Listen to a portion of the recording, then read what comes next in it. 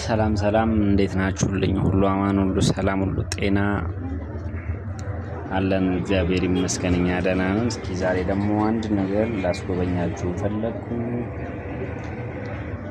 በቅድሚያ ይሄንን ቪዲዮ የምታዩ ላይክ፣ ሼር፣ ሰብስክራይብ ያደረጋችሁ ቪዲዮውን ጀምሩ። በመቀጠልም የሚረብሻችሁ አንዳንድ ድምጾች ካሉ እሱን ይቅርታ እየጠየኩኝ ወደ ቪዲዮ ይገባለሁኝ። እንግዲህ የቪዲዮአችን መነሻ ያደረግነው ከሰርቦ ነው። ከሰርቦ መነሻችንን ስናደርግ ቀኑ ማክሰኞ ነበረ። ማክሰኞ ደግሞ ገበያ ቀን ነው።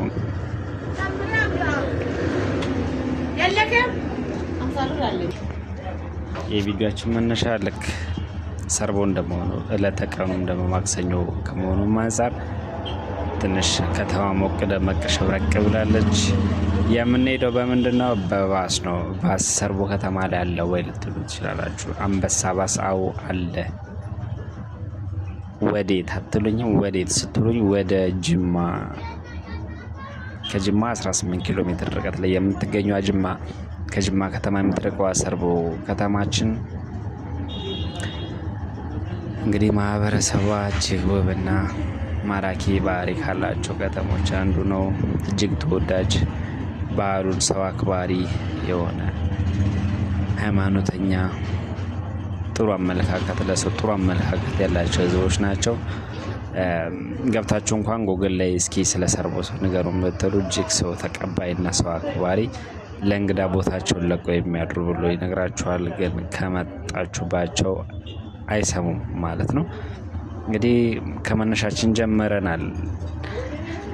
ሰርቦ ከተማ ላይ ከሰርቦ ወደ ጅማ እስኪ አብራችሁ እንድትጓዙ ስል በአክብሮት እጠይቃለሁ።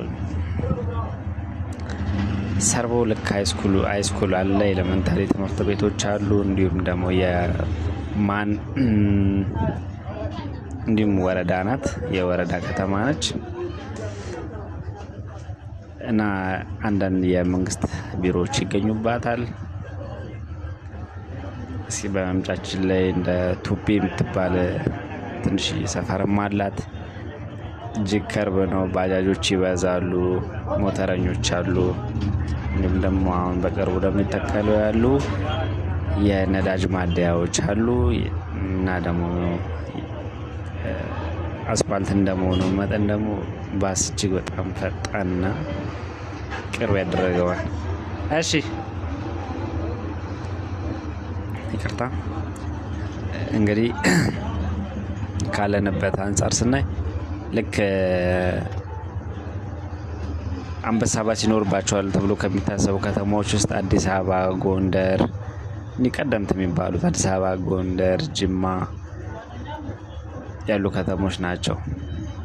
ከነዚህ ውስጥ ደግሞ ጅማ እስከዛሬ ድረስ አንበሳ ባስን ይጠቀመች ያለች ከተማ፣ ለቅርብ ከተሞቿ ለወረዳ ከተሞች አገልግሎትን እየሰጠ ይገኛል። ጠዋት 2 ሰዓት ላይ እና ማታ 11 ሰዓት ላይ የባስ አገልግሎት ማግኘት ይቻላል ማለት ነው። ከተሞቿ ስንሄድ ካገ የሚባሉ ሰፈሮች እናገኛለን፣ ወልዳ የሚባሉ ሰፈሮችን እናገኛለን፣ እንዲሁም መረዋ የሚባሉ ሰፈሮችን እያገኛን እስኪ ጅማ ምን እየተፈጠረ እንደሆነ አብረን የምናየው ይሆናል። እስከዛው ቆዩን።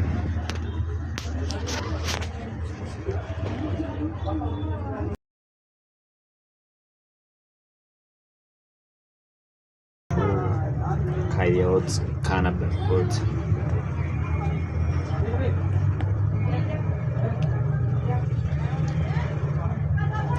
እንኳን ወደ አረጋይ ቻናል በሰላም መጣችሁ። ዛሬ እንደ ኢትዮጵያ ከተማዎች የምናገርበት ጊዜ ላይ ደርሰናል።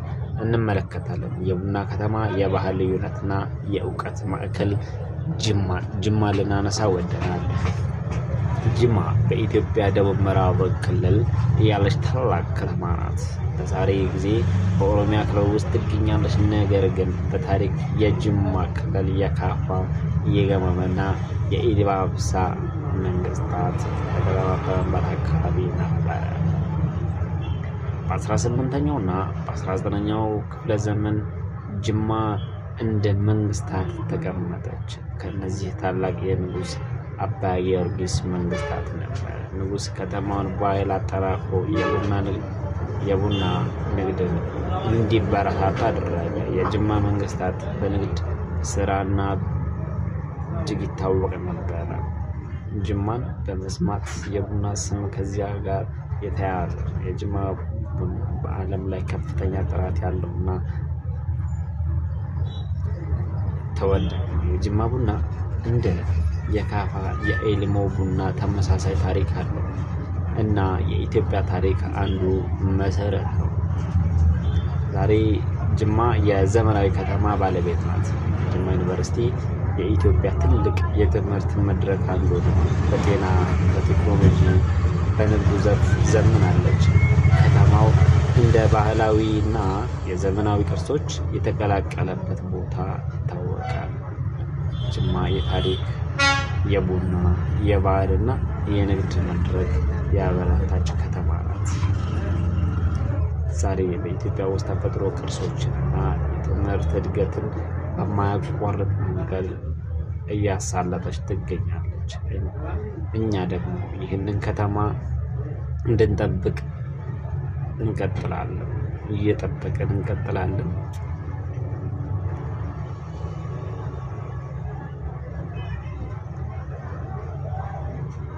አነስ አድርገን ቀነስ አድርገን ካለው ላይ አንዲት ፍኝ የማትሞላዋን ነገር ስንናገር ስለ ጅማ ማውራት የፈለኩት እችን ብቻ ይመስላልና ቸር ቆዩ።